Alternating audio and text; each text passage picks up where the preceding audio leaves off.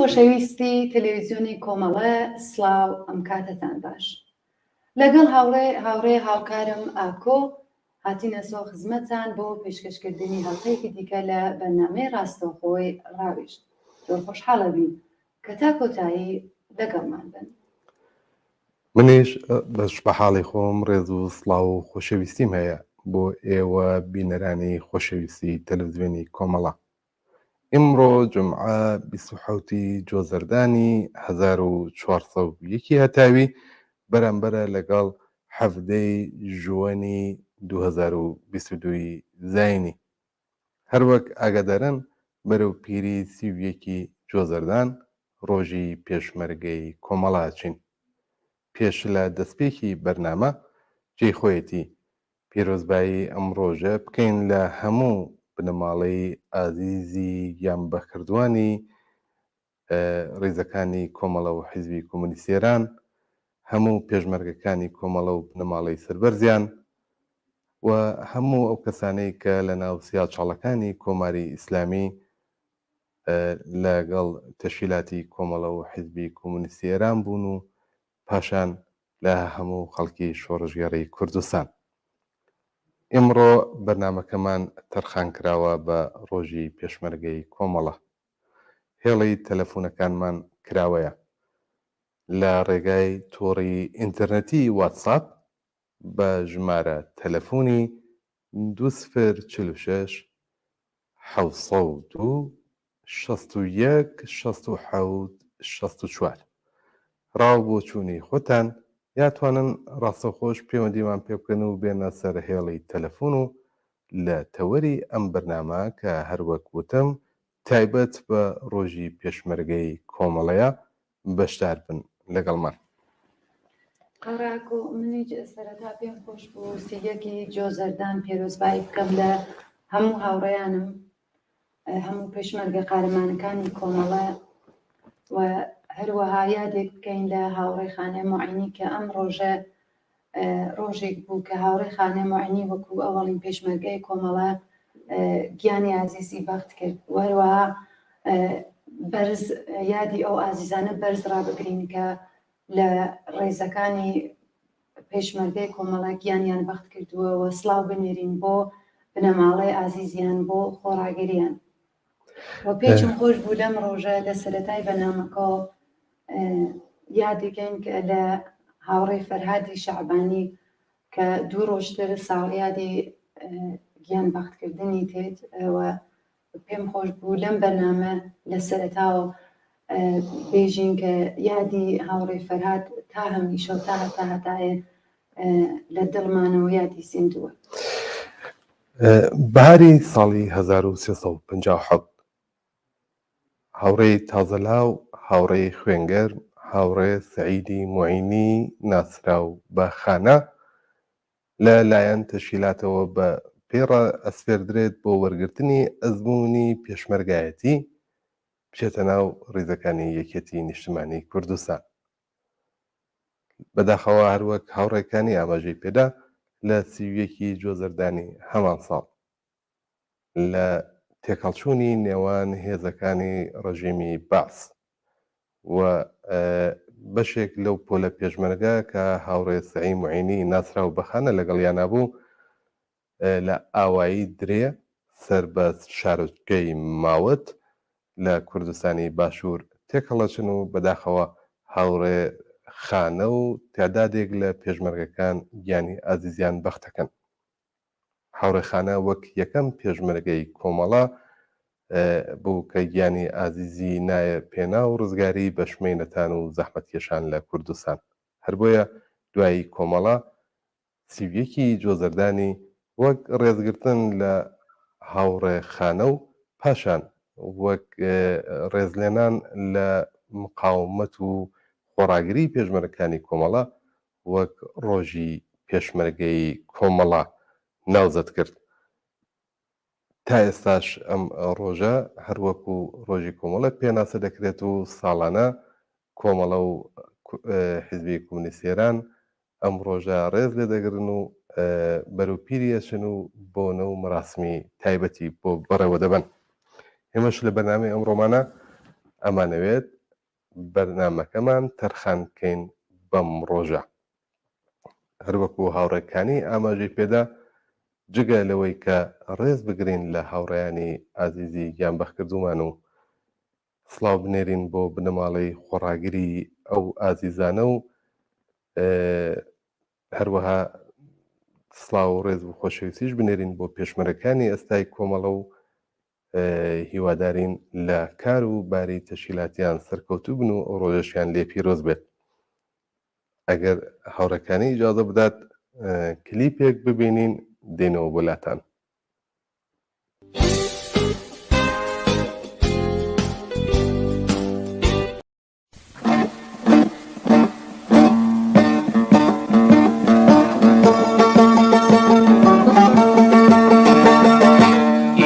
geldik şerrini ezdekim kurdi uramani ömrüne yare gella junta dijiye kintiya popular iro geldik şerrini ezdekim kurdi uramani امروز توده ها برای زندگی می جنگند.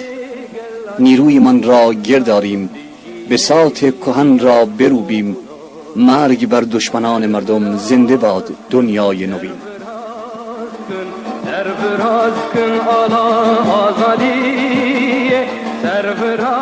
برافرازید برافرازید پرچم آزادی را، برافرازید بگسلید زنجیرهای جور و ستم، برافرازید پرچم آزادی را.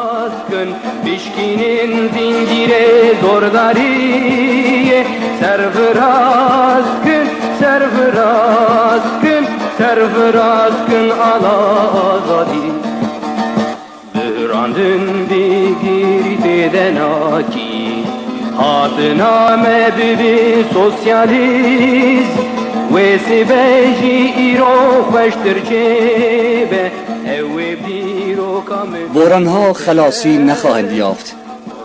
تنها عزم ماست که سوسیالیسم را برپا می‌دارد. دست در دست هم فردای خوشی خواهیم داشت. آینده از آن ماست. بحران‌ها خلاصی نخواهند یافت. تنها عزم ماست که سوسیالیسم را برپا می‌دارد. دست در دست هم فردای خوشی خواهیم داشت. آینده از آن ماست. Servraz kın ala azadi Servraz kın Bişkinin zincire zordari Servraz kın ala azadi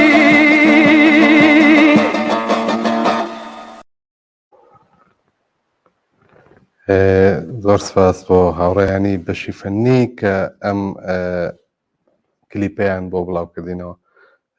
هاوڕەکانی زۆر جار باسی پێشمەرگەی کۆمەڵە و تایبەتمەندیەکانی پێشمەرگەی کۆمەڵاکرێ.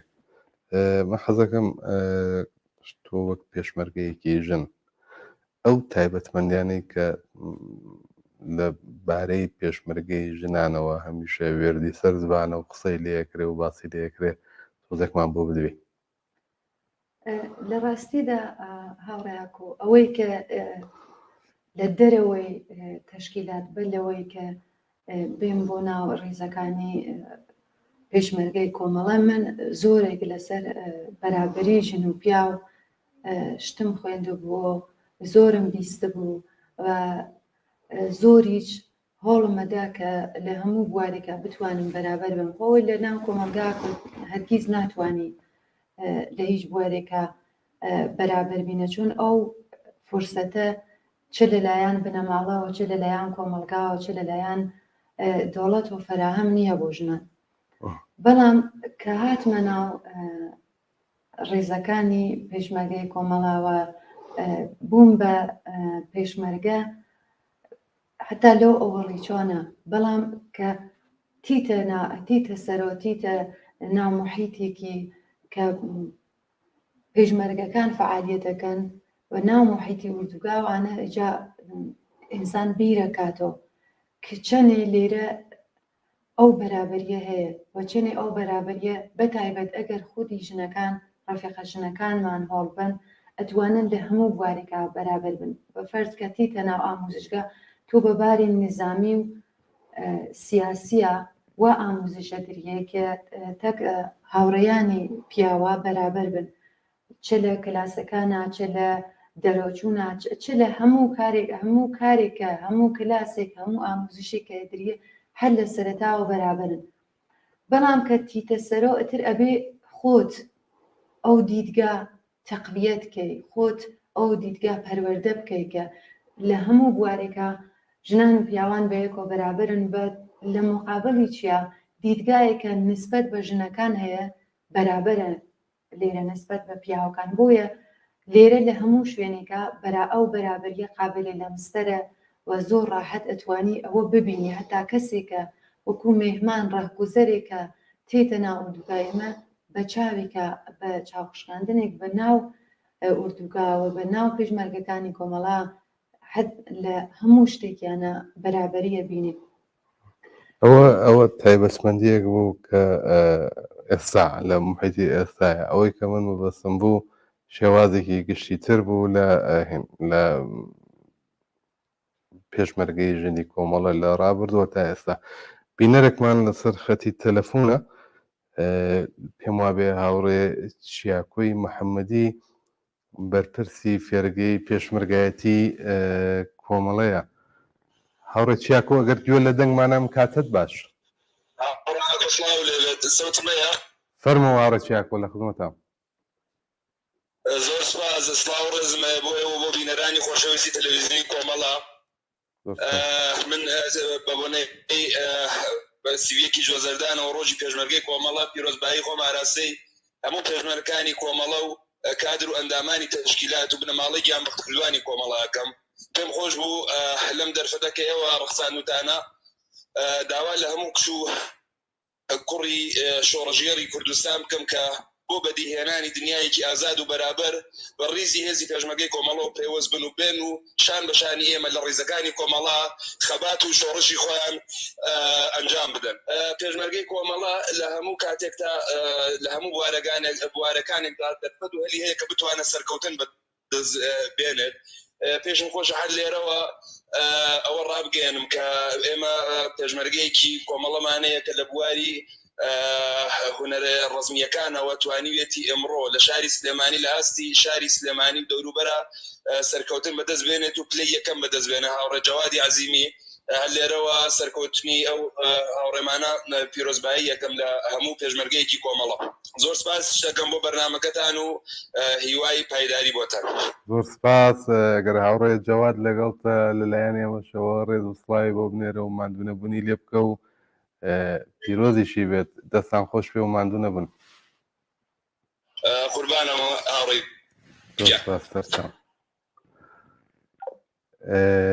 بینەرێکی تریش هاتە سەر خەتی تەلەفۆن بەداخەوە دەنگەکەمان بڕێ هاوڕەکانی گەر ئیجازە بدەیت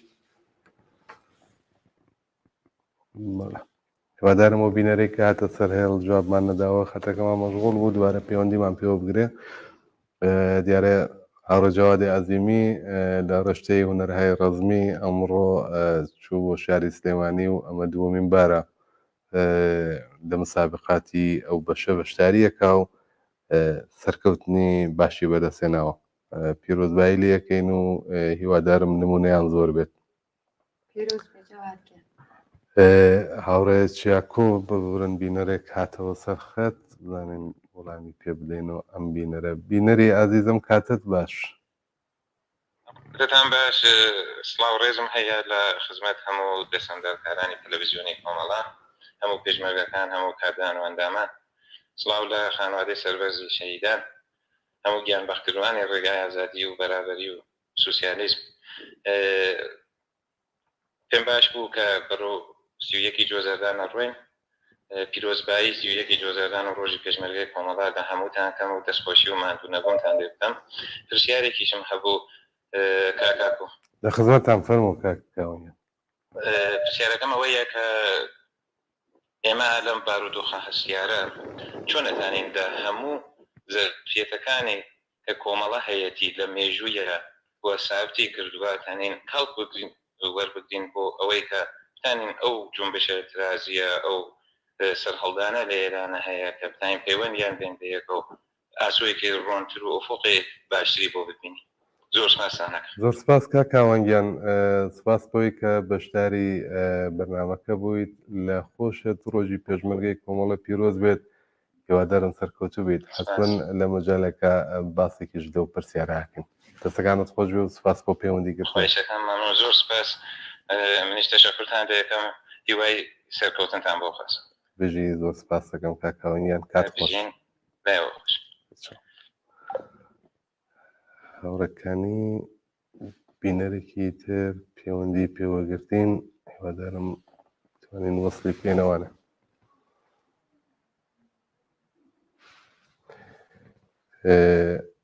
ئەگەر زەحمت نەبێ ئەو پرسیارەش یاداشکە کە ئێمە بتوانین لە مەجالە باسێک لەسەرەوە بکەین. بینەری خۆشەویستم کاتت باش. ئەلۆ لە خزمەتان فەرمووم کاتت باش.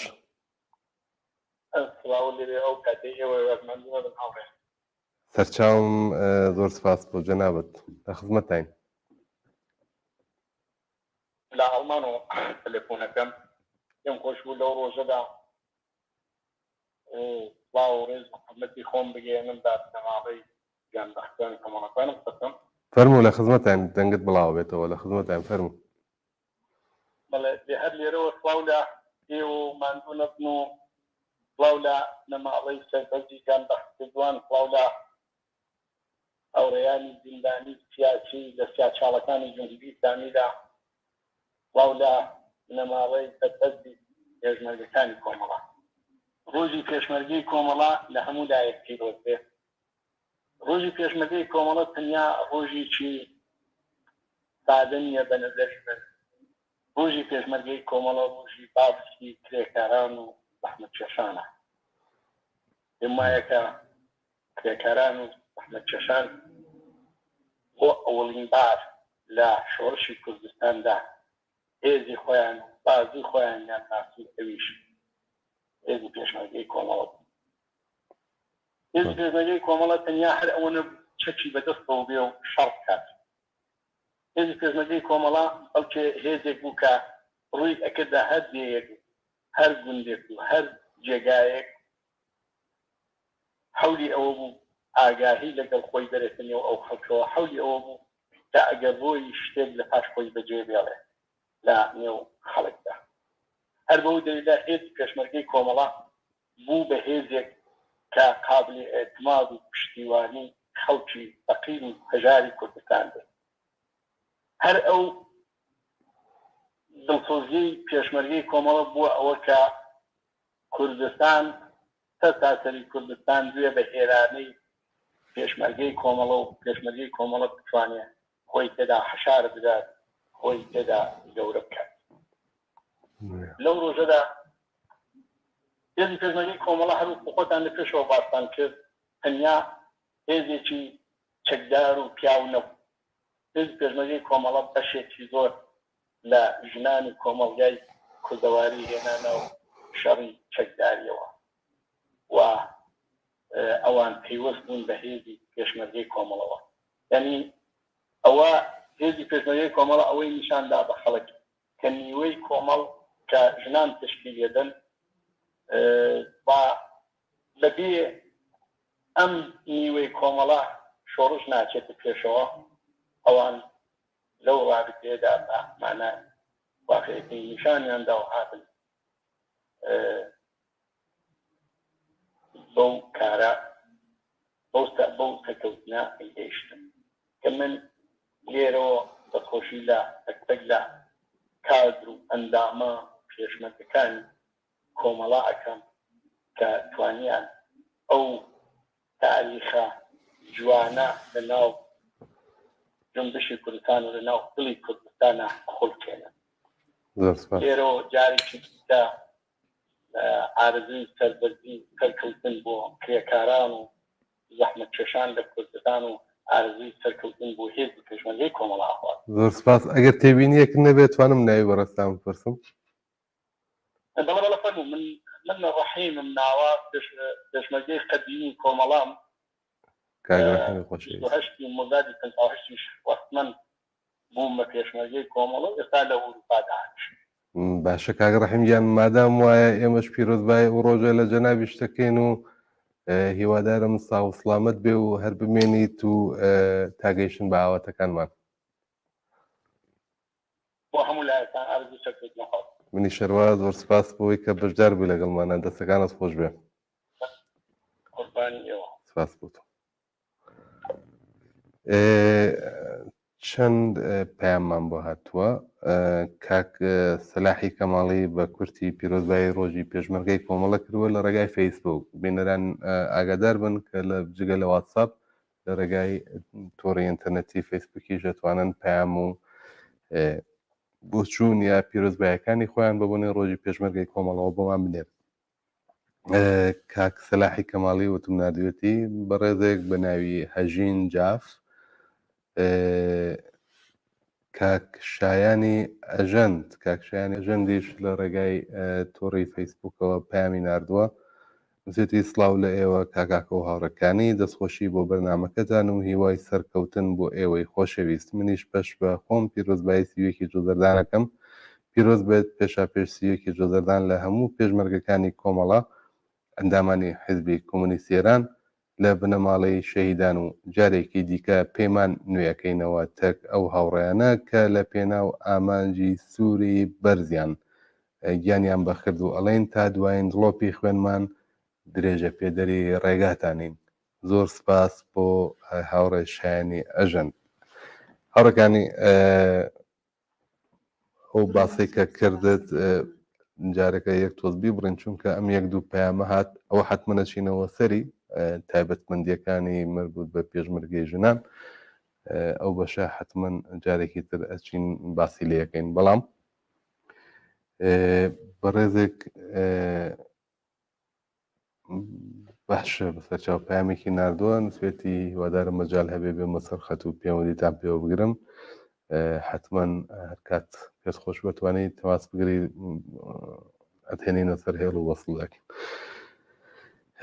هاوڕێکیاکۆ بوو بەرپرسی فێرگەی پێشمەرگایەتی کۆمەڵە دیارە هەتا ئێستاش دەرگای کۆمەڵە دەرگای فێرگەی پێشمەرگایەتی کۆمەڵە ئاوەڵایە بۆ ئەو کچ و کوڕانەی کە ناڕازین بەدەستە سەڵاتی کۆماری ئیسلامیەوە ئەو کچ و کوڕ و لاوە خوێنگەرمانەی خەڵکی شۆڕەژێڕی کوردستان کە ڕێگای مبارزە لە دژی کۆماری ئیسلامی هەڵەبژێرن لە دژی ستەم و بێعەداڵەتی هەڵەبژێرن بێزارن لە نایەکسانی بێزارن لە نەبوونی ئازادی بێزارن لەو ژیانە پڕمەینەتیەی کە بەسەر کۆمەلگای ئێران و کوردستانە هاتووە پەیاممان بۆ ئەوان ئەوەیە کە دەرگای پێشمەرگایەتی کۆمەڵە ئاوەڵایە و دەتوانن بێن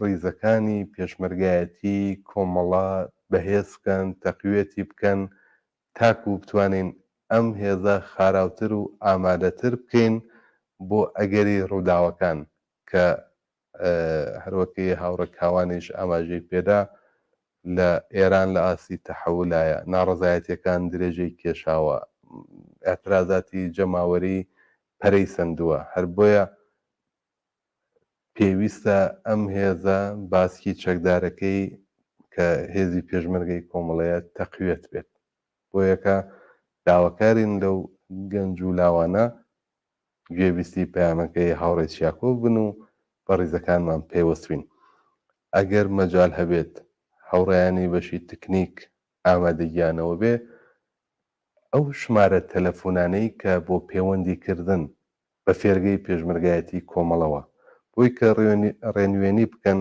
کە چۆن بێن و بە ڕیزی پێشمەرگایەتی کۆمەڵە پێوەست بین لە کورتە کلیپێکە بۆتان بڵاوەکەینەوانە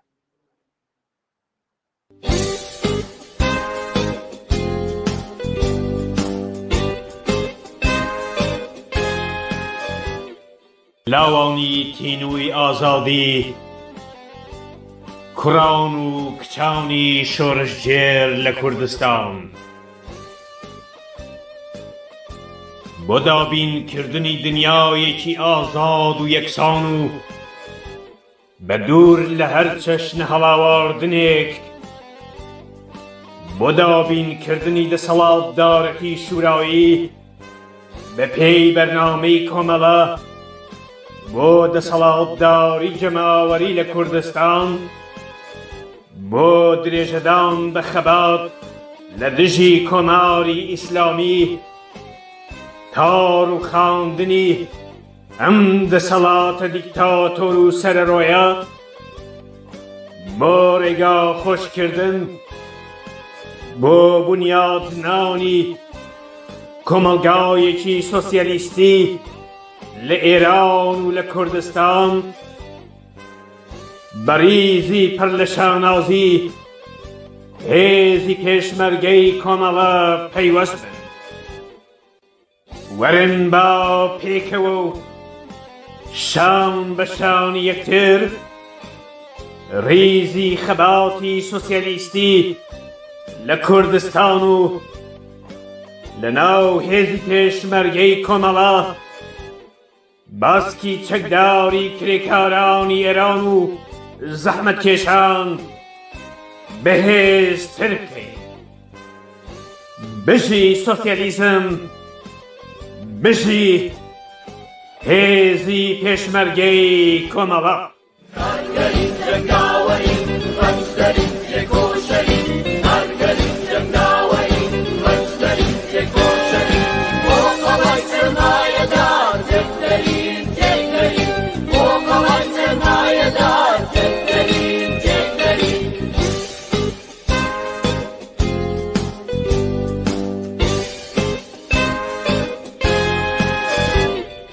ئێمە ڕۆڵەی شۆڕشین قارەماونی هێرشین ئێمە ڕۆڵەی شۆڕشین قارەماونی هێرشین بۆ سوپای خوێن خواری خوار پڕکەرین ڕابڕین بۆ سوپای خوێن خواری خوار پڕکەرین ڕابڕین.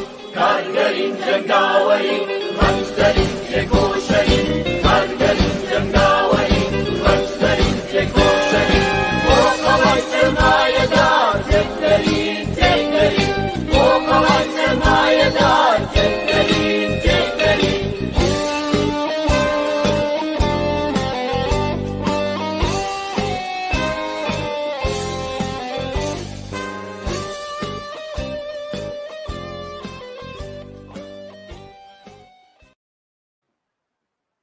بەڵێ بینەرانی خۆشەویست، زۆر سپاس بۆ هاوڕێیانی بەشی فەنی کە ژمارە تەلەفۆنەکانیان بڵاو کردەوە جارێکی تر. ئەوەی کە بینیتان کلیپی تایبەت بە فێرگەی پێشمەرگایەتی کۆمەڵە بوو کە ژمارە تەلەفۆنەکانی تیا بوو لە ڕێگای تۆڕی واتساپ هەر بۆ ژمارە تەلەفۆنان ناتوانن پەیوەندی بگرن هاوڕێیانمان لەو بەشە وەڵامتان پێدەدەنەوە و ڕێنوێنیتانەکەن کە چۆن پێوەستن بە ڕێزی پێشمەرگایەتی کۆمەڵەوە.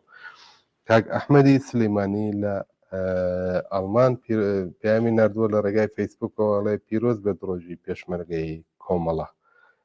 هەروەها لە ڕێگای فەیسبووکەوە کاک کوشیار ئازادی نووسێتی سڵاو هاوڕێیان دەستان خۆش بێت بۆ بەرنامەکە و ڕۆژی پێشمەرگەی کۆمەڵە لە هەموو کەسوکاری سەربەردی گەم بەخدوانی کۆمەڵە و پێشمەرگەکانی کۆمەڵە پیرۆزبایی دەکەم. زۆر سپاس بۆ کاک ئەحمەد و کاک کوشیاری خۆشەویست.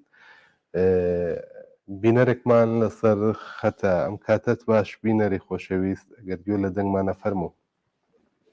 سڵاو ڕێزم هەیە بۆ ئێوە.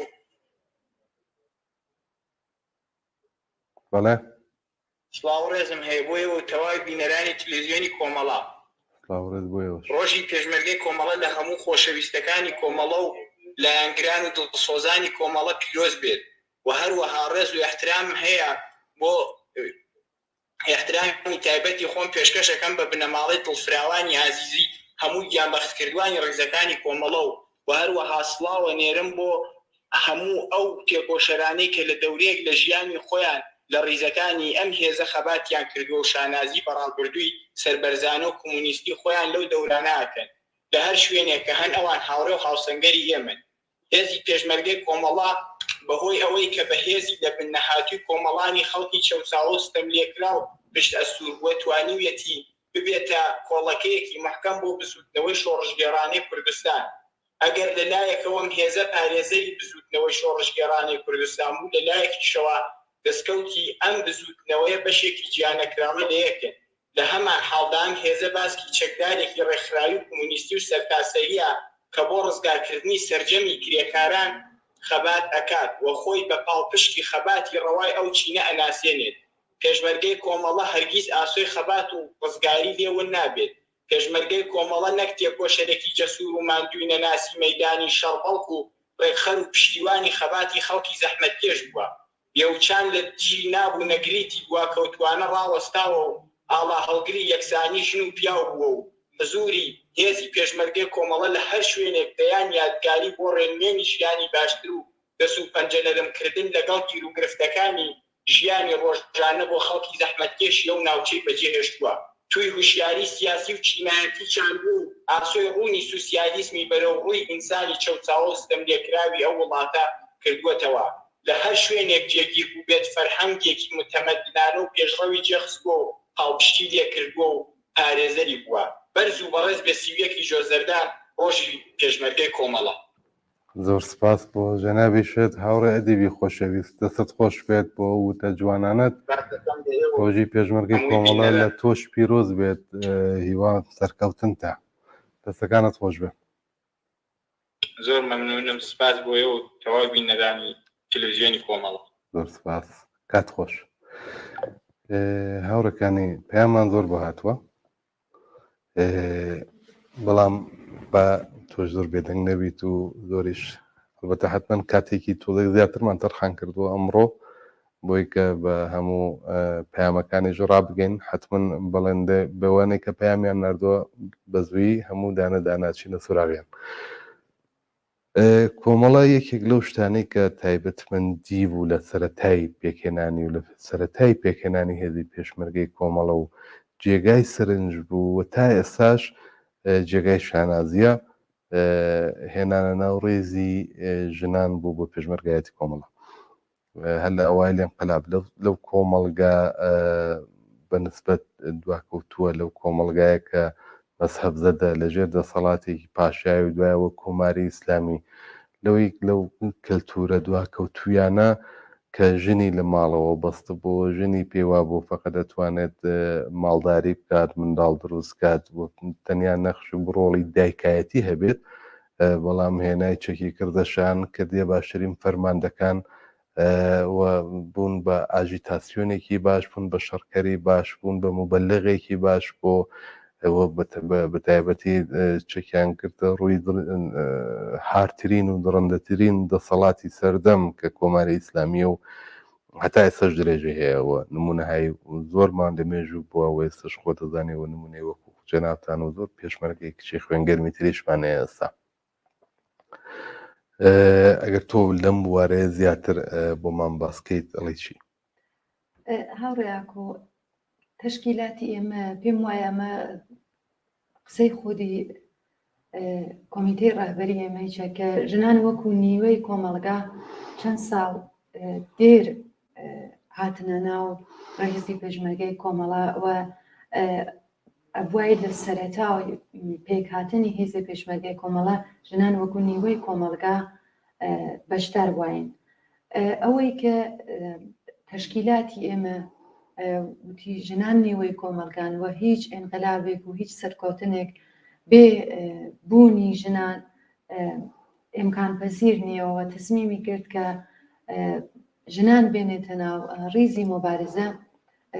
بە نەزەی من تا بە ئێمڕۆ لە توولی تاریخ و ساڵها بەعدیش سەربەرزیە بۆ تەشکیلاتی ئێمە بۆ ئەوەیە کە لە تەنها هێزێکە لە خاوەرمیانە تاکوتروک بوون لەم لەولولا ژنان بوون کە ئەستەحە بەدەستیانە بوو بەڵام ئەوەی کە بە شێوەیەکی ئام بە هەزاران ژن هاتنە ناو کاروباری نظامیدا ئەوە لە خاوەرمیانە ئەوەڵین بار تەشکیلاتی کۆمەڵە بووە کە ئەم کارەیە کردووەوە ژنانیش زۆر بە ئیستیقبالێکی زۆر گەرمەوە هاتنە پێشوازی ئەم بڕیارەی تەشکیلاتی ئێمەوە بە هەزاران ژنی لێهاتوو هەزاران ژنی ئینقلابی و مبارز هاتنە ناو ڕێزەکانی ئێمە تەنیا ئامانجی ژنان لە چەک هەڵگرتنەوە نەبوو کە کاروباری نظامی بکەنەوە ڕوبە جمهوری ئیسلامی شەڕ بکەن و تەنیا هەدەف ئەوە نەبوو کە بێژن ئێمە لەگەڵ پیاوانە بەرابەرین بەڵکو ئەرکی قورسی سەرشانی ژنانی پێشمەرگەی کۆمەڵە ئەوە بوو کە لەگەڵ سنەتهایەکی دواکۆتوو لەگەڵ پیاو سالاریەکە کە تا ناخی کۆمەڵگا و بە قۆڵی فارسەکان مەغزی قرمەزی ئۆستوخانی پیاوان لە ناو جامعە بوو مەبارزەیان کرد ژنێکە تا بەر لەوە چوونی بۆ ناو مزگەوت مەمنوع بووە حرام بووە ژنانی پێشمەرگەی کۆمەڵە ئەو سنەتیانەشکان چوونە ناو مزگەوتەکان و سخۆنڕانیان کرد بۆ پیاوەکانیان ڕاهنمایی کرد خەڵکیان سازمانەدا هەروواکە ئەو هاوڕێمانە لە ئاڵمانە لە قسە و بەحسەکەیا بوو ژنانی پێشمەرگەی کۆمەڵە ژنانێک بوون کە لە ناو ئاوایەکانی جۆراوجۆرە جۆلەیان نەکرد و خەڵکیان ئاگاه کردو ئەوەڵین پەلی ژنانی پێشمەرگەی کۆمەڵە لە ساڵی 60 لە ئاوایی ئاجیکەندا بوو کە چەکدار کراوە و تەشکیلاتی ئێمە پەلێکی جیاواز بۆ ئەڤڵین بار کە ژنانی هێنا ڕەسمەند بۆ ناو ڕێزی مۆبارزە پەلی تەنیا پەلێکی ژنان بوو پێیان وا بوو کە کۆمەڵگا و ئەو سنەت و ئەو فەرهەنگە دواکەوتووە کە هاناویا ئەمە هەزم نابێ بووی کە ژنان و پیاوان بەیەکا بن بەڵام لە ئەرز مدەتێکی کۆتاباتە وەجو بە هەڵسوکۆتی ئینسانی و ڕێکوپێکی پێشمەرگەی کۆمەڵە کە لە ناو خەڵکا بووی ئەوە مدەتێکی زۆر کۆتا نیشانیدا کە پێشمەرگەی کۆمەڵە کەسێکە کە تەواوی هەڵسوکۆتی تەواوی ئامانجەکانی ئینسانیە بۆ خەڵکی هەژار و فەقیرە بۆ خەڵکی چاوساوەس و هەروواکە وتم بە هەزاران ژن نەتەنیا لە کوردستانە بەڵکو فعالانی سیاسی لە شارە جۆراجۆرەکانی ئێران لەوانەیە لە تاران لە زۆربەی لە شارەکانە هاتن و پێویست بوون بە ڕێزی پێشمەرگەی کۆمەڵە و تا ئێمڕۆ ئێمە ئەو هەروە وەکو ئەمساڵی من درێژەدەری ئەو ڕێگەین و هاتین بێژین کە ژنان هیچیان کەم نییە لە پیاوانە ژنانی پێشمەرگەی کۆمەڵە ئەوەیانە سابت کردووە کە لە هەموو بوارێکە ژنان و پیاوان ئەتوانن بەرابەر بن و یەکسان بن و بۆ ئەوەیش کە ژنانی پێشمەرگەی کۆمەڵە لە سەرەتاوە بەڕاستی هۆڵێکی زۆریاندا ئەوە نەبوو کە تەشکیلاتی ئێمە ژنانی هێنابێ و سازمانیاندا بن بەڵکو ژنان هەموو ئاواتەکانیان لە چوارچێوەی تەشکیلاتی ئێمە ئابینیەوە لە چوارچێوەی زەوابت و مناسبات و ئەهدافێکە لە ناو تەشکیلاتە ئێمە هەیە لە تەشکیلاتی ئێمەیان بوو بۆیە بە دڵێکی زۆر ئاواڵەوە بە ئەنگیزەیەکی زۆرە خۆیان پۆل و دەستە هاتنە ناو ڕێزەکانی پێشمەرگانی کۆمەڵە پێشمەرگەکانی ئێمە و بۆ ئەوەیش کە سابتکەن هیچیان لە پیاوەکان کەم نییە بەڕاستی زەحمەتی زۆریان کێشاوە هەروواکە من خوێندومە سەو بیستومە لەو ئەوەڵانە کە تەلاشێکی زۆریان کردووە تا ئەوەی کە ئەم فەرهەنگە و ئەم فکریەتە دواکەوتووە نەمێنێت و سابتکەن کە بەرابەرن لەگەڵ یەکە و تا ئێستەیش هەر ژنان و هەموو پێشمەرگەکانی کۆمەڵە خەریکن ئەو ڕێگای دامادن و خەریکن هەروواکە ئێمە لێرە لە کاروباری سیاسیاکە ڕۆژانە خۆتان لە تۆڕە کۆمەڵایەتەکانە لە تەلەڤیزیۆنە بینن لە کاروباری سیاسیا بەشدارین هەروواکە لە کاروباری نێزامیدا بەشدارین و لە هەموو بوارێکا بەرابەرین. باشە زۆر سپاس هاوڕەکانی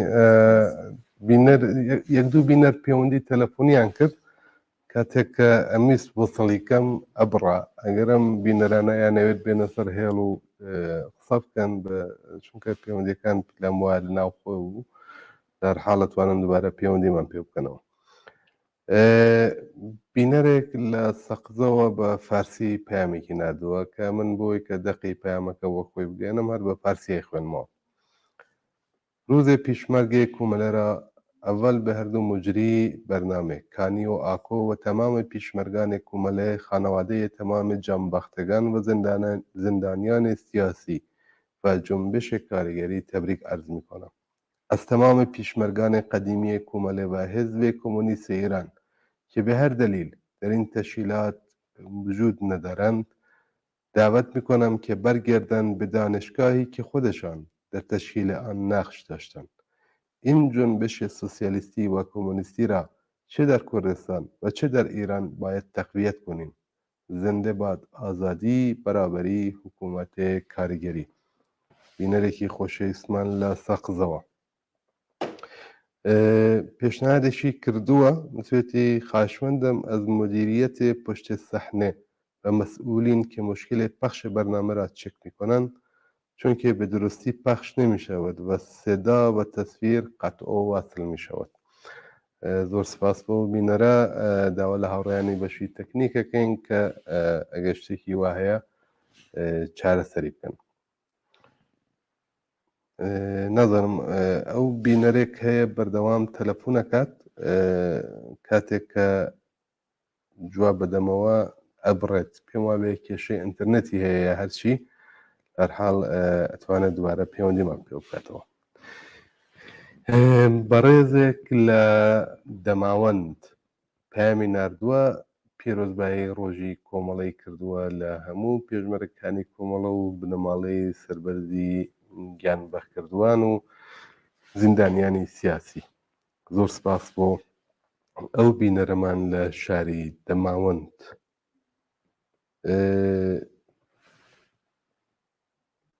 سڵاوتان لەبێ کاگاکۆ سیوێکی جۆزەردان ڕۆژی پێشمەرگەی کۆمەڵە پیرۆز بێت لە هەمووتان. بژی کۆمەڵە بژی هاوڕێیانی پێشمەرگەی کۆمەڵە بینەرێک لە ژاوەرۆ.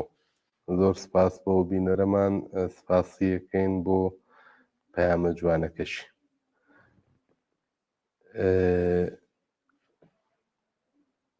هاوڕێ ڕەزای فەتحی هاوڕێ بێسنوور لە نۆروێژەوە پەیامی بۆ نردوین پەیامەکەی ئەخوێنمەوە.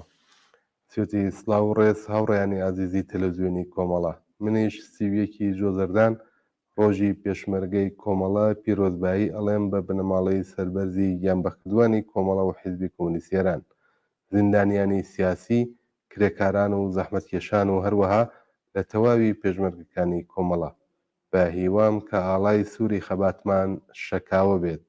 ئێوەش ماندوو نەبن. هاوڕێ ڕەزای فەتحی لە نۆروێژ. سپاس بۆ هاوڕێ ڕەزا. ئێمەش پیرۆزبایی ئەو ڕۆژاکەین لە هاوڕێ ڕەزا و باقی هاوڕێیانمان کە سیوێکی جۆزەردانیشیان لە وڵاتی نۆروێژ مەراسمیان بۆ گرت و بە شێوەیەکی شکۆدار ئەو ڕۆژیان بەڕێوە برد. دەستخۆشی و ماندوو نەبوونی لەو هاوڕێیانە ژەکەم. بینەری خۆشەویستم کاتت باش.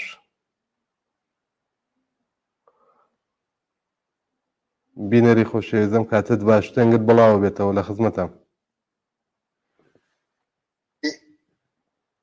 سپاس بۆ ئێوە بەڵام ئەگەر زەحمەت نەبێت پێشمەرگەی کۆمەڵە لێ پیرۆز دەکەم. ببەخشە ئەگەر زەحمەت نەبێت دەنگی تەلەڤیزیۆنەکەت کەم بکەیت یەکسەر بێدەنگی بکە بۆی کە بتوانین تەماسەکەمان جوان بێت لە ڕێگای تەلەڤیزیۆن و گوێ لە من مەگرە.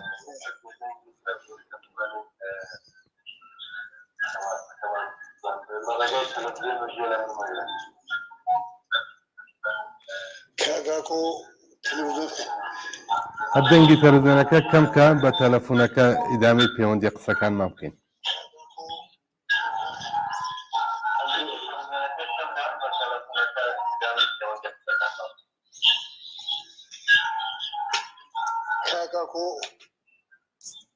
گیانەکەم فەرموویە سەخت ئەگەر ئەو بینەرەی خۆشەویستە هاتەوە سەرخەت دەنگی تەلەڤیزیۆنەکەی کەم کات چونکە دەنگی تەلەڤیزیۆنەکە تۆزە بە تەئخیرتر لە تەلەفۆنەکە و لە مکالەمە مستەقیمەکە ئاگات و ئەوە ئیشکال پێشێنێت هەم دەنگی خۆمەگەڕێتەوە بۆ خۆمان هەم ئەوی شاوەڕێی لە تەلەڤیزیۆنەوە گوێ لە پیا دەنگی خۆی بێت حتمما دەنگی تەلەڤیزیۆنەکە کەم کات بێدەنگی کات ئەمجار دوارە پەیوەندیمان پێ بکرێتەوە. بینەرێکی ترمان پەیامی ناردووە لە ئاوایی ئەوێ هەنگ سوێتی وەک کرێکارێک لە ئاوایی ئەوێ هەنگ سڵاو ڕێز بۆ بەرنامە جوانەکەتان منیش وەک کرێکارێک بە بۆنەی سیویەکی جۆزەردان ڕۆژی گیانبەخکردنی کاک سەعیدی موعینی ناسراو بە کاکخانە لە پێشمەرەکانی کۆمەڵە پیرۆز بێت. هەروەها لە هەموو هاوڕێیان و خانەوادەی گیانبەخکردوان و خانەوادەی زیندانیانی سیاسی پەیامی خۆم بۆ پێشمەرەکانی کۆمەڵە تازە ئەکەمەوە یادی کاک فەرهادی شەعبانی تۆ نامرەی چاوەکەم هەمیشە لە دڵمانی بژی سوسیالیزم بژی هاوڕێیانی ڕێبەری کۆمەڵە مشەخەسەن ناوی تێدادێک لە ڕەفیقەکانیشی بردووە لەلایەن ئەوانەوە زۆر سپاس یەکەم سپاس بۆ ئەو بینەرەمان لە ئاوایی ئەوێ هەنگ.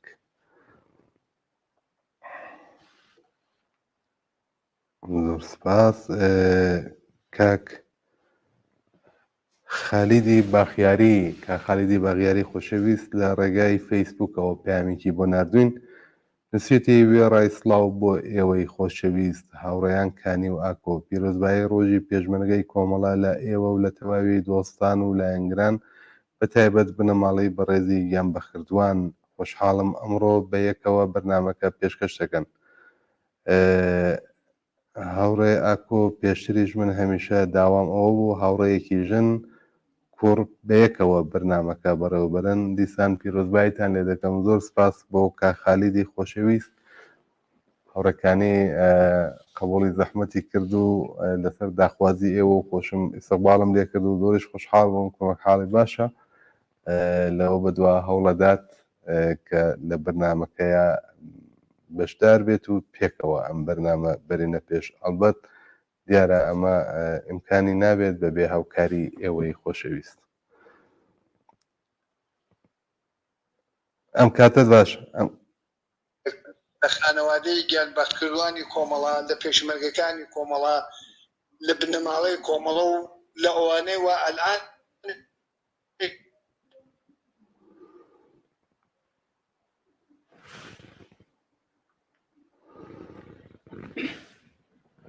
بەڵێ دەنگتان قەتا بوو.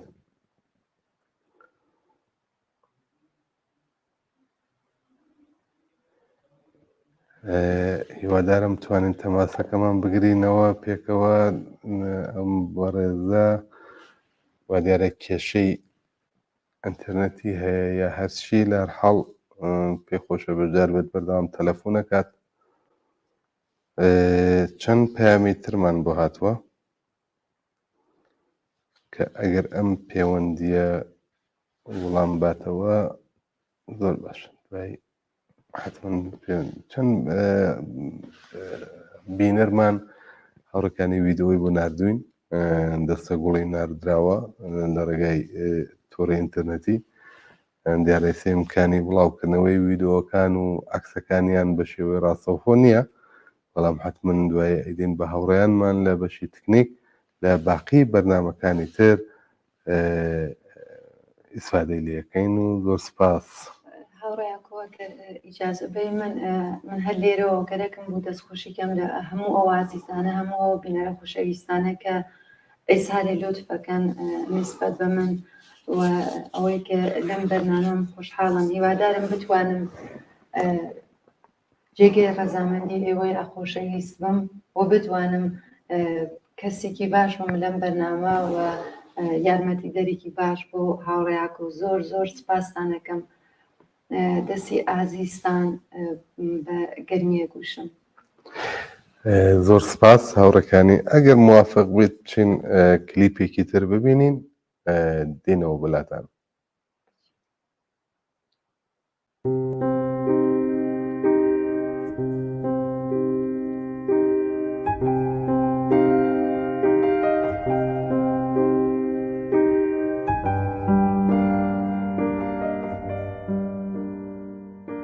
هاوڕێیانی قارەمان و خۆشەویستی پێشمەرگە،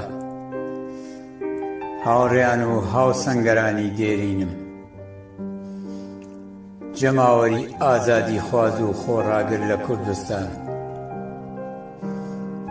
بەخێربێن بۆ ڕێوەڕەسمی ساڵ ڕۆژی گیان لە دەستانی یەکەمین پێشمەرگەی قارەمانی کۆمەڵە هاوڕێ خانەی معینی.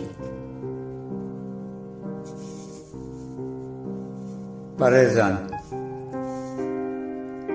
ئەگەرچی ئەم ڕۆژە وەکو ڕۆژی گیان لە دەستانی هاوڕێ خۆشەویست هاوڕێ خانە ناولێنراوە، بەڵام لەم ڕۆژەدا ڕێز لە یاد و بیرەوەریەکانی هەموو پێشمەرگەیەکی کۆمەڵە دەگیرێت کە لە ڕێگای ئارمان و ئامانجەکانی کۆمەڵەدا گیانی ئازیزیان بەخت کردووە. هاوڕێیانی قارەمانی پێشمەرگە، ئەندامانی کۆمەڵە و حیزبی کۆمۆنیستی ئێران، جەماوەری خەڵکی قارەمانی کوردستان، ئەگەر ئێستا و هەزاران جاری تریش لێم بپرسن گەورەترین شانازی ژیانت کامەیە، وەڵام ئەدەمەوە و ئەڵێم 42 ساڵ پێشمەرگایەتی کۆمەڵە و چەکی پڕ لە شانازی کۆمەڵە لە شانکردن.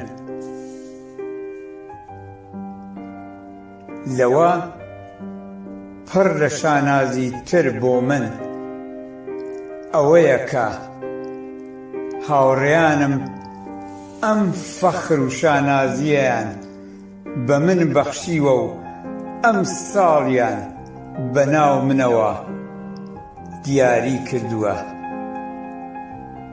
و ئەمە گەورەترین ئفتخار و شانازی و دیاری ژیانمە. هەم لەم بابەتەوە جارێکی تر سەری ڕێز و سپاس بۆ هەموو ئێوەی ئازیز و خۆشەویست دائەنەوێنم. ئەمە گەورەترین ئفتخار و شانازیکە کە ئێوەی ئازیز و خۆشەویست بە هاوڕێیەک و هاوسەنگەری خۆتانتان بەخشیوە. هاوڕێیانی ئازیز و خۆشەویست، هەڵگرتنی چەکی پڕ لە شانازی کۆمەڵە یەکەمین ئفتخار و شانازی ژیانی فەرهادی شەعبانیە. داوای لێبوردن ئەکەم کە لەمە زیانتر و پڕتەوانتر نەمتوانی. من لەم ڕۆژەدا وەک جارەکەی جاران لێکدانەوەی هەلومەرجی ئێستای ئێران و کوردستان بکەم و ئەو لێکدانەوە بە ڕێنوێنیەکانی متەئەسر لە ئستراتیژی حیزبی کۆمۆنیستی ئێران و سیاسەتە کەڵانەکانی کۆمەڵە بخەمە بەر چاوی ئێوە. بەڵام هەر ئەوە بەس کە بڵێم کە بژی ڕۆژی پێشمەرگەی کۆمەڵە، بژی حیزبی کۆمۆنیستی ئێران، بژی کۆمەڵە، بژی سۆسیالیزم، بژی بۆ ئێوە ئازیز و خۆشەویست.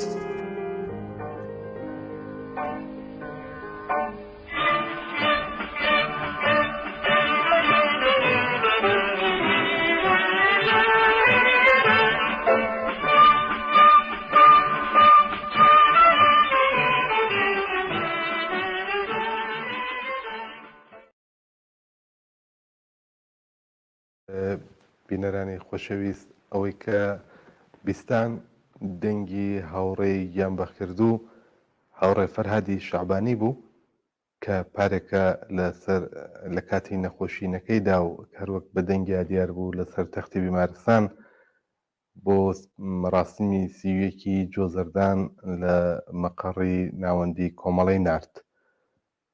دوایین وتەکانی بوو متاسفانە یەک دوو ڕۆژ دوایەوە گیانی ئازیزی بەخت کرد.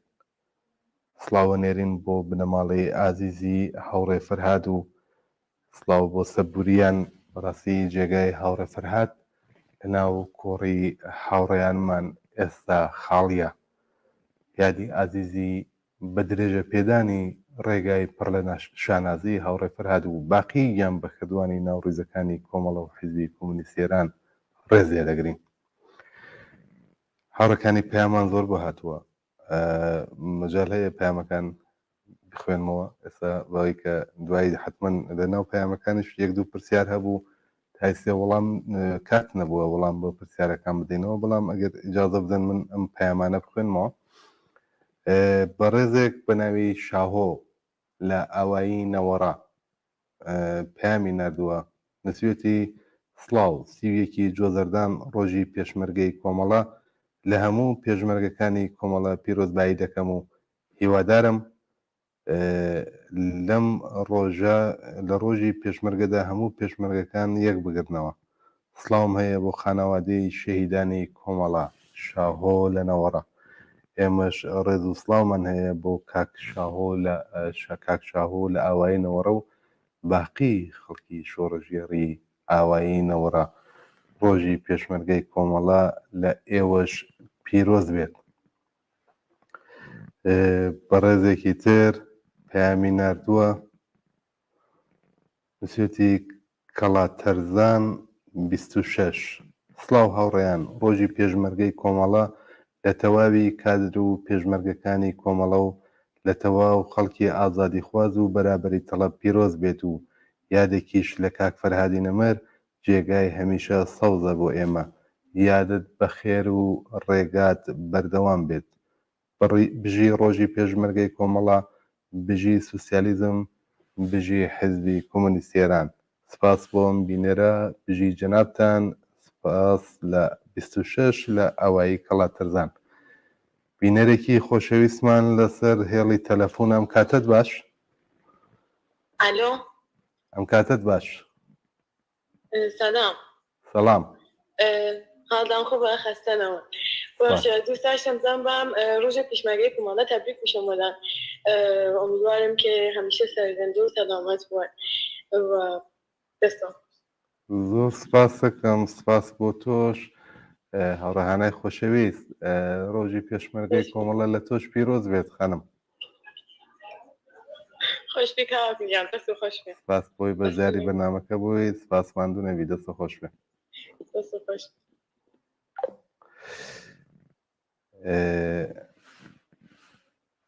بینەرێکی ترمان لە بەناوی شەوگار هەر لە کەڵاتەرزان، ئەوەی پێشوو 26 بوو، عەدەدی 26 لە کەڵاتەرزان، ئەمیش بەناوی شەوگار لە کەڵاتەرزان پەیامێکی نردووە، نووسێتی سڵاو ئازیزانم، ماندوو نەبن لە کاروباری ڕۆژانەتان.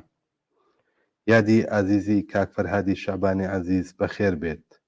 پیرۆزبایی سیویەکی جۆزەردان لە پێشمەرگەکانی کۆمەڵە و سەرجەم مردمی ئازادی خوازەکەم. هیوادارین کە ڕۆژێک پێشمەرگەکانی کۆمەڵە بگەڕێنەوە بۆ کوردستان و لێرە مەراسمی ڕۆژی پێشمەرگەی کۆمەڵە جێژن بگرین. سپاس بۆ بەڕێز شەوگار. ئێمەش هیوادارین بەو ئارەزووەمان بگەین و دوای ڕووخان و نەمانی کۆماری ئیسلامی بگەڕێنەوە بۆ کوردستان و ئامێزی ئێوەی خۆشەویست. بینەرێکی ترمان پەیامی نردووە، ئەوای نووسیوە: سڵاو بۆ ئێوە و بەرنامە جوانەکەتان. ڕۆژی پێشمەرگەی کۆمەڵەتان لێ پیرۆز بێت. لە بنەماڵەی ئێمە هیچ کام و کەسمان پێشمەرگەی کۆمەڵە نەبووە، بەڵام ئێمە هەمیشە خۆمان بە بنەماڵەی پێشمەرگەی کۆمەڵە زانیوە، چونکە زۆر جار پێشمەرگەی کۆمەڵە هاتوونەتە ماڵمان و میوانداریمان کردوون. هەرچەند ئەو کاتە من بە تەمەن منداڵ بووم، بەڵام تا ئێستاش ڕوخساری ماندوو ئارەقاوی لە هەمان کاتدا مێهرەبان و لێو بە بزەیان لەبەر چاوم ون نابن.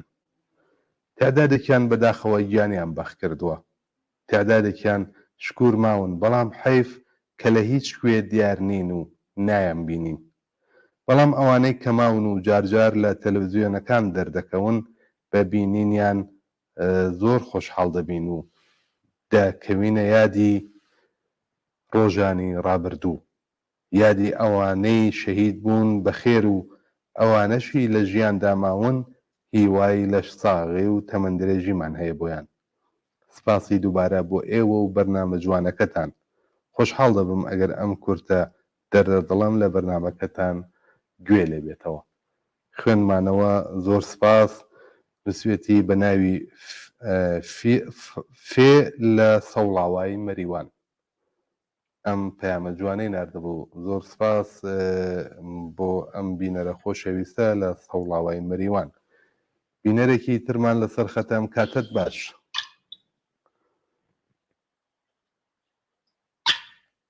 ئەم کاتت باش، دەنگت بڵاو بێتەوە، فەرموو. کاگۆ سڵام ماندوونە بن، شەوتان بەخێر. ئەزم ساڵ ڕۆژی کۆمەڵە سوێگی جۆزەردان تەبریک بێژم، ئەوە هەروە ڕۆژی پێشمەرگەی کۆمەڵە هەروە هیوادارم سەرکەوتوو بن، و هەروە خانەی معاینی یادی بەخێر ئەوڵین پێشمەرگەی کۆمەڵە بوو بژی حەزبی کوردستانی، بژی حەزبی کۆمونیست ئێران، بژی سوسیالیست. ماندوونە بوو. زۆر سپاس دەکەم بینەری خۆشەویست. زۆر سپاس بۆ جەنابیشتان، بژی جەنابەت، سپاس بۆ پەیوەندیەکەت. پیرۆزبایی سیوێکی جۆزەردان لە هەموو جەماوەری خەڵکی کوردستانەکەم. زۆر سپاس بۆ بینەرە خۆشەویستە.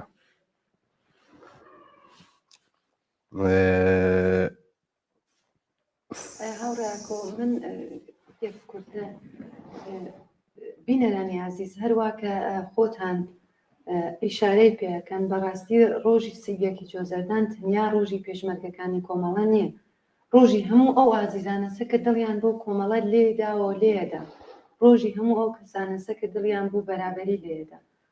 پێشمەرگەی کۆمەڵە بوویە ئەوەندە خۆشەویستە لە ناو خەڵکا کە بیر و باوەڕێکی ئازادی خوازی هەیە، بیر و باوەڕێکی بەرابەری تەلەبی هەیە. هەموو ئەو کەسانێک کە ئەم بیر و باوەڕیانە هەیە و قەدەمێک هەڵەگرن بەرەو پێشوون بۆ بەگەیشتن بۆ ئامانجە و بەو ئاستە پێشمەرگەی کۆمەڵان و ئەم ڕۆژە ڕۆژی ئەوانە و ئەم ڕۆژێکە تەبریکێژین بە ئەوان. هەوڕێکۆ زۆر سپاس. بەڕێزێک لەسەر خەتە. ئەم کاتت باش.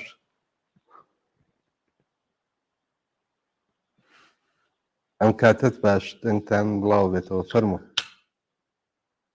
سڵام، ئەم کاتتان باش. بژی سڵاو بۆیەوە. هیوادارم هەمیشە باش بن، دەستخۆشیتان لێکەین بۆ بەرنامە جوانەتان. هیوادارم هەر بەرنامەکەتان هەمیشە پڕبینەر بێت. سیویەکی جۆزەردان لە ئێوە و لە هەموو بنەماڵەکانی کۆمەڵە و لە کۆمەڵە خۆشەویستەکان، لە هەموو زیندانیانی سیاسی، لە هەموو ئەوانەکەوا ڕۆژێک لە ڕۆژان لەنێو ئەو ڕێبازی پڕ لە سەربەرزی و پڕ لە هیروایی کرێکاران و فەقیرەکانی هەژاران و کوردستان لێتان پیرۆزەکەم. ساڕۆژی کاک فەرادیش، ساڕۆژی کەسێک کە خۆی ناسان بە کوردستان، خۆی ناسان بە کرێکاران، خۆی ناسان بە فەقیرەکان، دەنگی کۆڵبەران بوو، دەنگی هەژاران بوو. ئەم ڕۆژیشی ساڕۆژی کاک فەرادا. هیوادارم ئێمە هیچ وەختێک خۆشەویستی لێکی ئاوگا، عەزیزیە لێکی ئاوگا لەدەست نەدەین. هیوادارم ئێوە بتوانن ڕێگەی کاک فەراد و ڕێگەی هەموو کاک فەرادەکان بگرنەوە. هاوڕێگیان پیشنهادێکیشم هەست بۆتان، ئەوەی کە بتوانن تایمی بەرنامەکانتان چون ڕۆژ بە ڕۆژی نەوێت وەکو ئەم جارە بێت، وەکو جارانێکی پێشوو نەبێت کە بەرنامەکان پڕبینەرتر بێت. ترهینێکی ترم نییە، حەزم کرد ئەم ڕۆژانە لێ پیرۆزکەم لە ئێوە و لە هاوڕێکانیش پیرۆز بێ و لە هەموو هاوڕێیانی ناو ئوردوگا، لە ڕاهبەرانی ئەو بزوتنەوە، چە لە ناو و چە لە نێو ئوردوگا.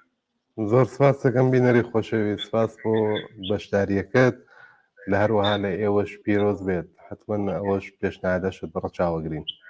زۆر سپاس هاوڕێم. شەوتان خۆش، هیوادارم سەربەر. سەرچاوم، کات خۆش. بەڵێ زۆر سپاس بۆ بینەرەشمان. پەیامێکمان بۆ هاتووە لە دێهاتی نجێ لە تەوابەعی ژاوەرۆی نووسیوە. بەسەلام گەرامی باد روزê pêşmergê Komelê zindebad sosyalizm. این روز را به تمام پیشمرگان کومله تبریک میگویم. از روستای نجی توابعی ژاوەرۆ. 31 جۆزەردان ڕۆژی پێشمەرگەی کۆمەڵە لە هاوڕێیانی پێشمەرگە لە تەشکیلاتی عەلەمی کۆمەڵە و ئەو دایکە ئازیزانە و ڕۆڵەکانیان لە پێناوی ئەم ڕێبازە گیانیان بەکردووە پیرۆزباییەکەم. زۆر سپاس بۆ ئەم بینەرە ئازیزەش. پەیامی تریشمان هەیە هاوڕێکانی، ئەگەر ئیجازە بدەن بینەرێکی تریشمان هاتە سەرخەت ئێوێ بەشداری بکات. فەرموو بینەری خۆشەویست، ئەم کاتت باش، دەنگت بڵاو بێتەوە. فەرموو. ئەو کاتت باش ئاکۆی خۆشەویست. سپاس.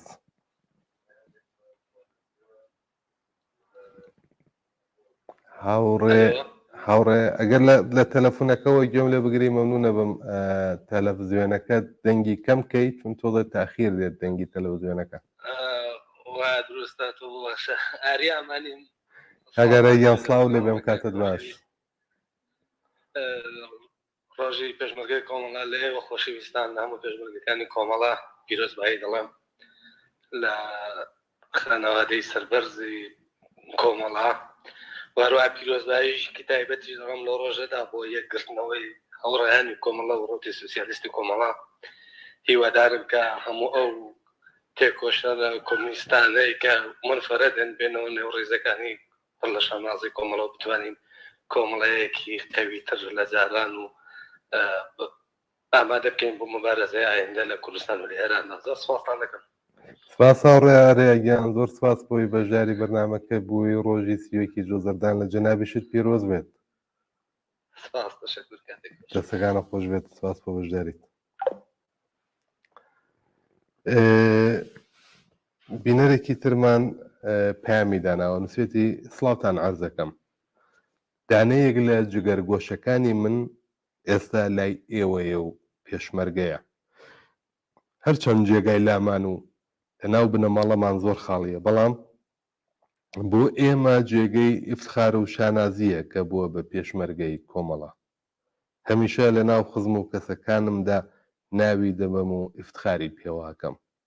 ئەم ڕۆژەتان لێ پیرۆز بێت بە تایبەت لە جگەرگۆشەکەم.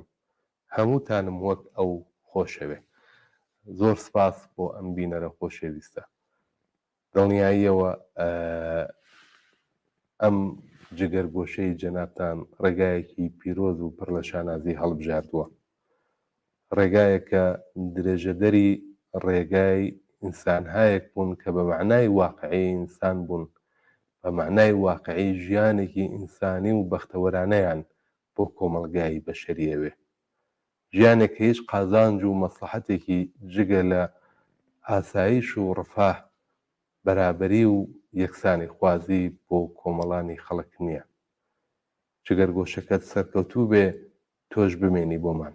زۆر سپاس دەکەم. بینەرێکمان لەسەر خەتام، کاتت باش. ئاڕێیانم کاتتان باش. من ئاڕێیانم کاتتان باش. ژیانت باش. من لەمەری پڕەکەم سیوێکی جۆزەردان ڕۆژی پێشمەرگەی کۆمەڵە لە هەموو پێشمەرگەکانی کۆمەڵە بە تایبەت لە بنەماڵەی هاوڕێیانی گیان بەکردو و هەموو بنەماڵەکانی هەموو پێشمەرگەکانی کۆمەڵە و سازمانی کوردستان حیزبی کۆمونیستی ئێران پیرۆز بێت. هەروەها یادی ئازیزی کاکفەرا شەعبانی بەرز و بەڕێز بێت. زۆر سپاس دەکەم. سپاس بۆ بینەرە خۆشەویستە، سپاس بۆی کە لەگەڵمان بووی. ڕۆژی پێشمەرگەی کۆمەڵە لە جەنابیشت پیرۆز بێت.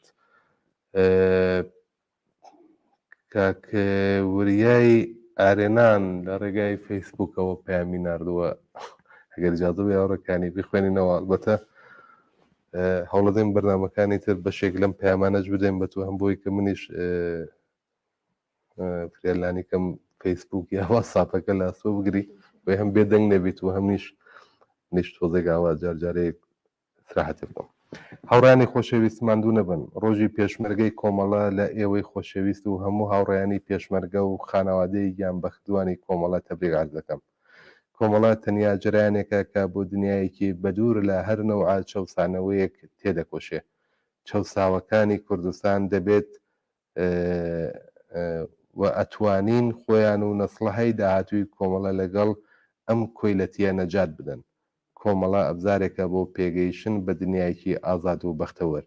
هەر بژی پێشمەرگەی کۆمەڵە هەر شەکاوە بێت ئاڵای سووری کۆمەڵە هاوڕێ وریای ئەحمەدی خۆشەویست لە ئاڵمانەوە. هەر بژی هاوڕێ وریا ئێمەش ئەم ڕۆژە پیرۆزباییەکەین لە جەنابتان و هیوای سەرکەوتنمان هەیە بۆت. هاوڕێکانی پرسیارێک هاتووە بینەرێک ئەڵێ سڵاو ئەتوانم سوالێ بکەم بۆچی ئێستا پێشمەرگەی کۆمەڵە لە شەردانین و نایەنەوە ناو ڕۆژهەڵات لەلایەن برای شەهیدێکی کۆمەڵە لە بۆکان بۆی کە بێدەنگیش نەبیت زۆر حەزەکەم بڵام بدەیتەوە. هاوڕێیانی خۆشەویست زۆر جار پرسیارەکەن لە ئێوە تەنیا هاوڕێکیان ئەو کەسەنی دیکەن پرسیارەکەی زۆر کەس لەو پرسیارانەکەوە زۆر لەو لاوانی کە ڕووەکەنە تشکیلاتی ئێمە تێن و ئەو داخوازیانەیە کە ئێمە بڕۆینەوە بۆ جۆلۆ و نازانم بڕۆینەوە بۆ منتەقە.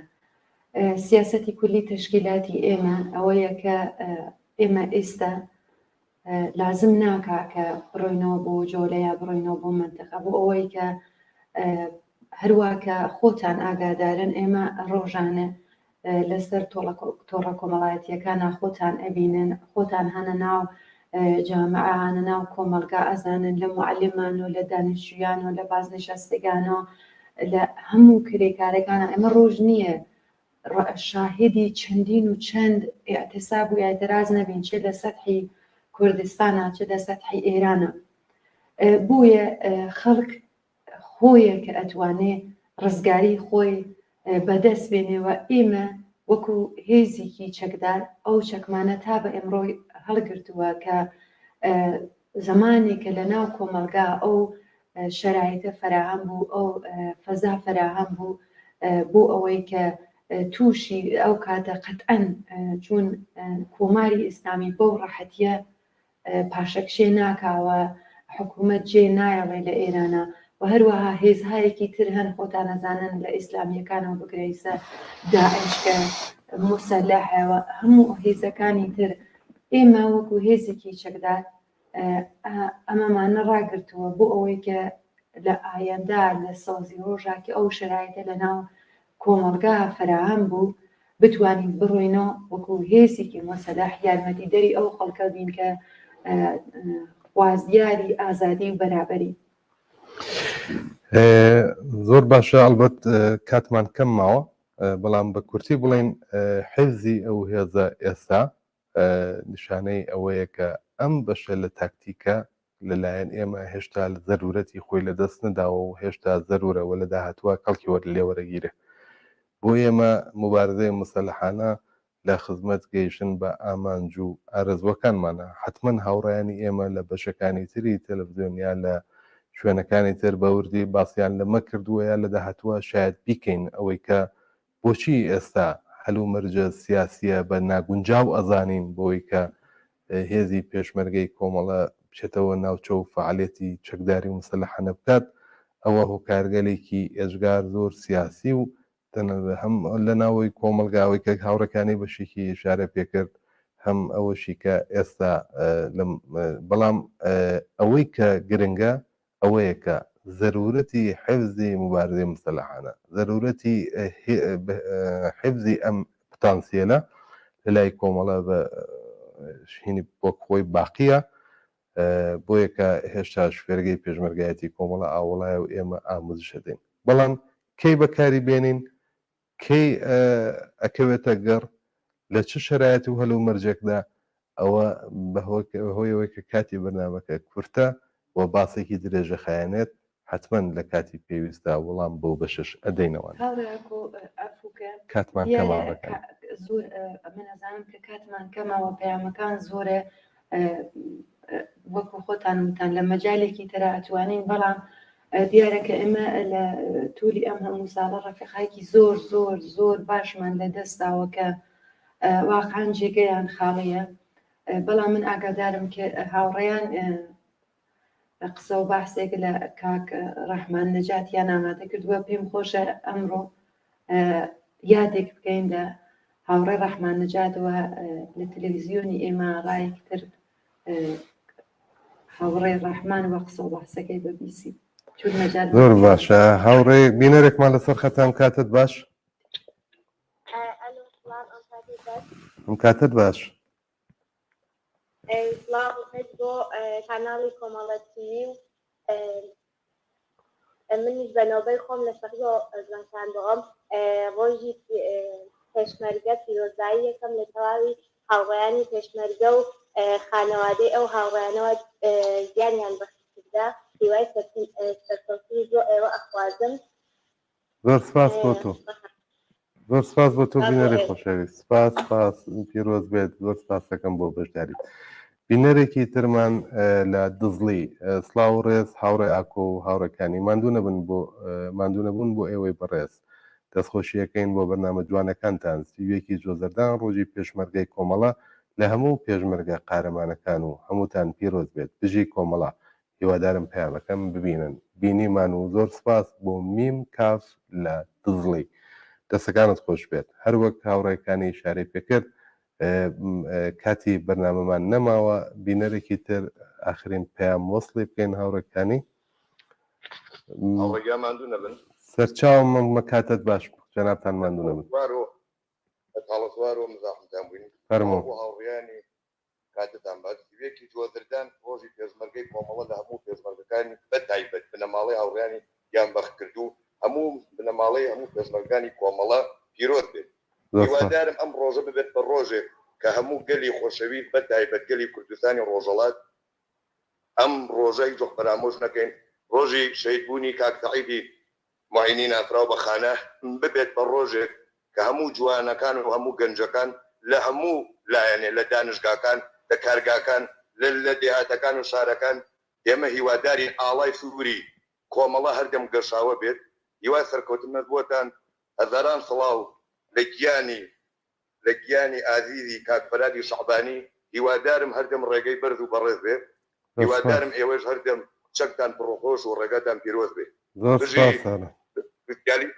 بژی کۆمەڵە بژی حزبی کۆمونیستی ئێران بژی زۆر سپاسەکەم زۆر سپاس بۆ بینەرە عەزیزە دەستەکانت خۆش بێت سپاس بۆی کە لە بەرنامەکەمانە بەشدار بوویت ڕفقای عەزیز با تەبریکە ڕووزی پیشمەرگەی کۆمەڵێ بێ هەمەی پیشمەرگای کۆمەڵێ تەمامی خانەوادەیە جانباختەکانی کۆمەڵێ و هەمەی ئەن ڕفقایی کە ڕووزی پیشمەرگی کۆمەڵێ بودەن ئەستەرەفێ دووسانی کۆمەڵێ دە ڕووستای میانەیە کەڵاتەرزان بژی کۆمەڵە دووجاری نووسیوە زۆر سپاس دەکەم کاتی بەرنامەکەمان ڕوو لە تاوابوونە سڵاو و ڕێز هاوڕێ ئاکۆ و هاوڕەکانی عەزیز ڕۆژی کۆمەڵە لە ئێوە و هەموو پێشمەرگە عەزیزەکانی پڕ لە شانازی کۆمەڵە پیرۆزبایەڵێم و یادی هاوڕێ فەرهادی شەعبانی بۆ هەمیشە لە دڵمان زیندووە لە مەریوانەوە هاوڕەکانی شارەی پێکرد کلیپی ئاخرمان تایبەتە بە سخۆڕانیەکی کورتی هاوڕێ ڕەحمان نەجات کە ڕۆژی پێشمەرگەی کۆمەڵە لە ماوەت بەرگوزار بوو ئەو کات سخۆڕانەکەی هاوڕێ ڕەحمان بوو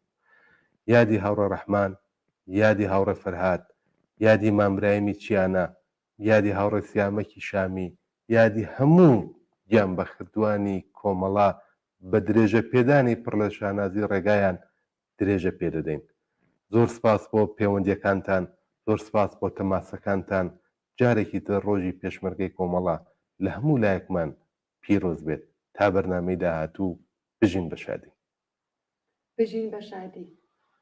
ئەمڕۆ بە بۆنەی ڕۆژی پێشمەرگەی کۆمەڵەوە لێرە لەسەر گوڵکۆی کاکخانەی معینی یەکەم پێشمەرگە و یەکەم گیانبەخکردووی کۆمەڵە لە دەوریە کۆبووینەتەوە تا ڕێز بگرین لە نزیک چواردەیە لە گیانبازی و لە خۆبردووی هێزی پێشڕە و سۆسیالیست، هێزی خاراوی کوورەی خەباتی شۆڕژێرانە لە کوردستان، هێزی پێشمەرگەی کۆمەڵە.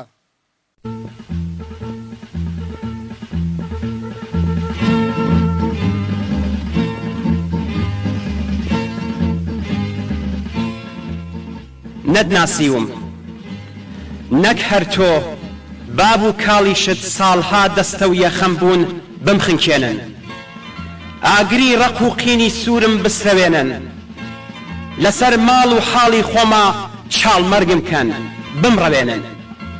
بەڵام هەیهات لە کەلێوەکانم فێری وشەی شاخ و دۆڵ و دەشت و چیام هاوار دەکەن.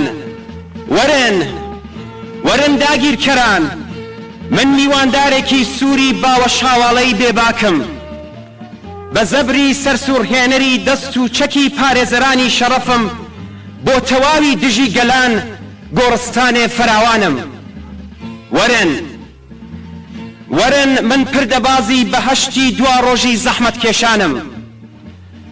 نەتناسیوم داگیرکەر، خۆت لێم کردە شەل و کوێری کەس نەپارێز، گرتت کوشتت بڕیت بردت، ئەوەی لە دەستت هات کردت.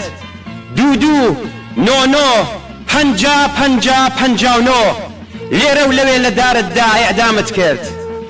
هیوات وا بوو بمترسێنی، هەنگاوی توندم پێشێلکەی بمتۆقێنی، سوجدەم پێبەری لە ئاستی ئیمامت، دەوڵەتت، تەختت، سووک و ئاسان